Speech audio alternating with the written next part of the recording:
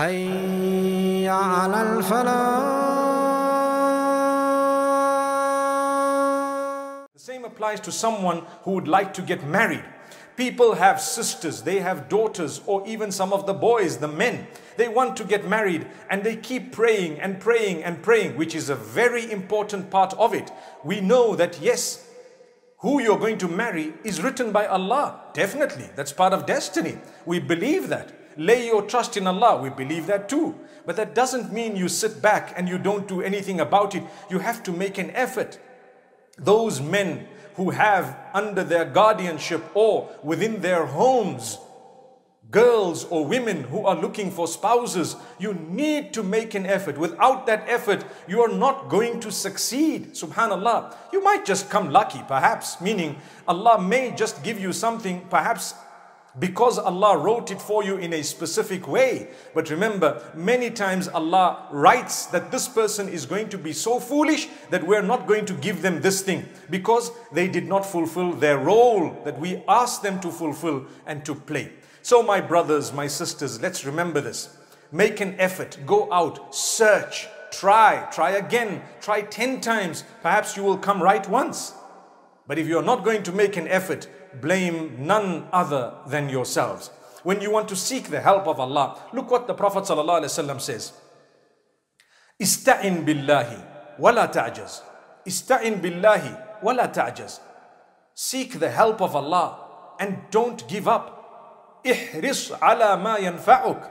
Work hard towards achieving that which you believe is beneficial for you. Work hard. Why would Allah say that? Why would Allah say work hard towards achieving that which is beneficial for you? Seek the help in Allah and don't be lazy.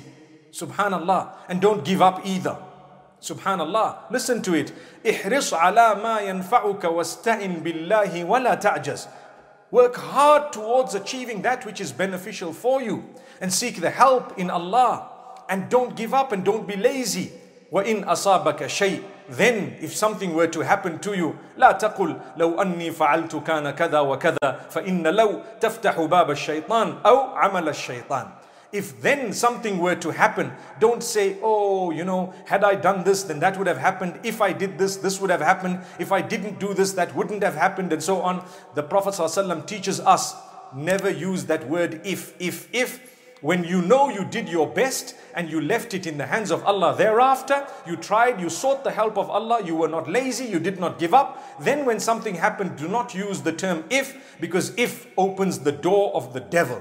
And if is from the handiwork of the devil. You know, if can fill a dictionary without actually giving you what exactly is being said. May Allah subhanahu wa ta'ala grant us a deep understanding.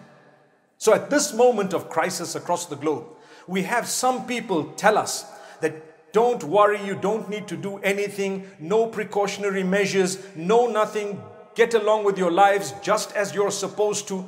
My brothers, my sisters, when you see the reality on the ground, go if you're in a country like mine, Zimbabwe, where there are barely a few cases. Well, it's only the beginning.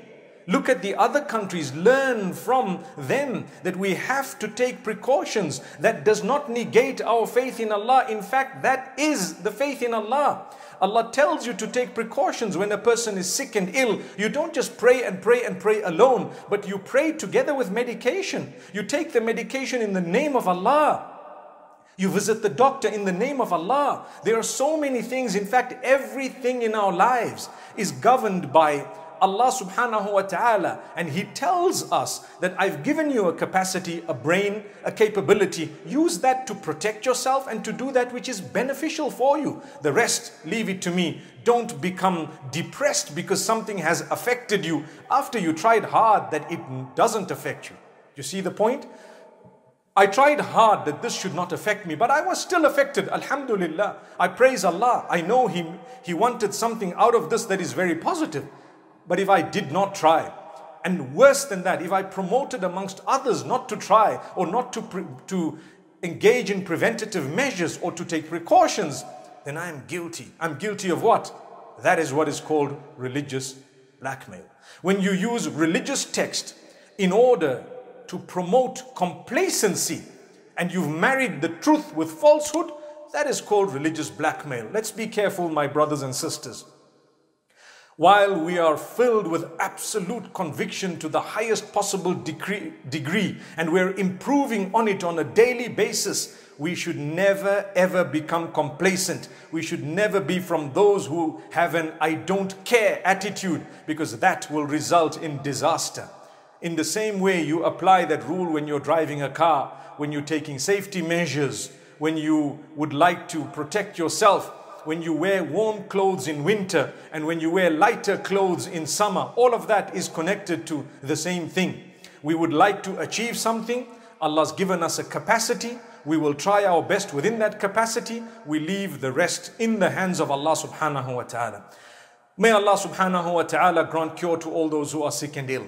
May Allah help us to take precautionary measures and prevention. Yes, we probably at some point will all be affected by either this virus or another virus, some form of sickness.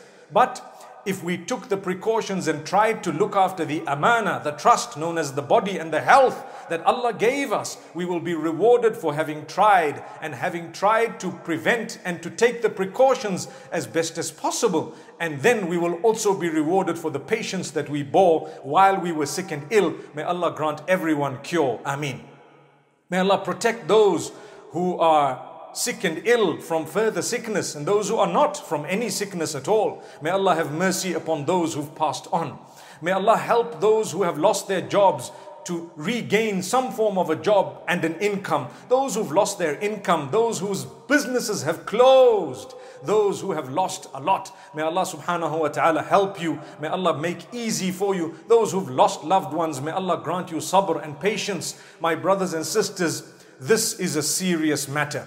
In my country, Zimbabwe, yes, it might still be in the early stages, but trust me, we have to learn from what has happened in other countries. Our neighbors in South Africa are struggling. It is actually becoming something very, very serious beyond the expectation of some. Subhanallah. However, there is no need to panic. We need to continue taking precautions, being the best possible human beings we can and the best possible believers we can, and don't ever promote complacency. Never ever lie to people regarding what the Almighty wants from them. We don't use powerful statements in order to present a very weak conclusion or an incorrect conclusion. And from this I mean, and I repeat, that blackmail where people say, well, Allah is in absolute control and only if Allah wills something will happen, therefore you don't even bother. Well, the first part of it is true. The second part of it is absolutely untrue. Remember that. You don't even bother? If that was the case, why are we praying? Why are we doing anything? Why are we even going out to earn? Why are we getting off our beds? Why are we even trying to sleep? If sleep was meant for you, it would come for you while you're standing, while you're walking and talking. But we know if you want to sleep, you need to get to a bed. If you want to eat, you need to do something about it. If you want a job, you need to work towards it. If you want to be saved, you need to know their road rules and so on. You cannot drive on the other side and start thinking, well, you know, if death is written for me, it's going to come anyway. So I'm going to drive, whether it's this side, that side, whether it's in reverse or whatever on the highway. I don't care. That I don't care attitude is actually foolish. But worse than anything, when it comes from knowledgeable people, they're making a mistake. You need to know better. Excuse them. Deal with them sometimes. Let them know they are wrong. Yes, the truths mixed with the false conclusion, that is what we spoke about today. And we're letting everyone know, my brothers and sisters, be a happy person. Lay your trust in Allah. Praise Allah upon all conditions. Lay complete trust in Allah, because only what He decrees will happen. Indeed, that is true.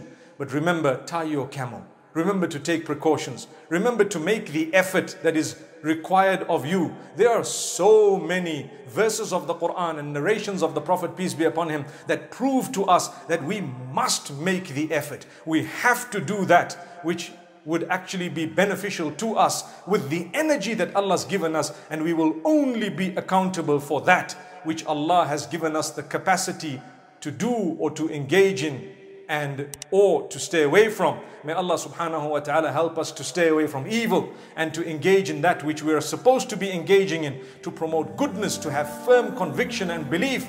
And may Allah subhanahu wa ta'ala bless every single one of us, protect us from statements that have in them falsehood, and may Allah subhanahu wa ta'ala grant us alleviation from all the suffering that we're all going through in one way or another. أقول قولي هذا وصلى الله وسلم وبارك على نبينا محمد والسلام عليكم ورحمة الله وبركاته. Thank you so much for listening to this short message. I pray that it has increased you in a little bit of motivation and hope, and the same applies to all of us. Jazakumullah khair. Assalamu alaikum wa rahmatullahi wa barakatuh.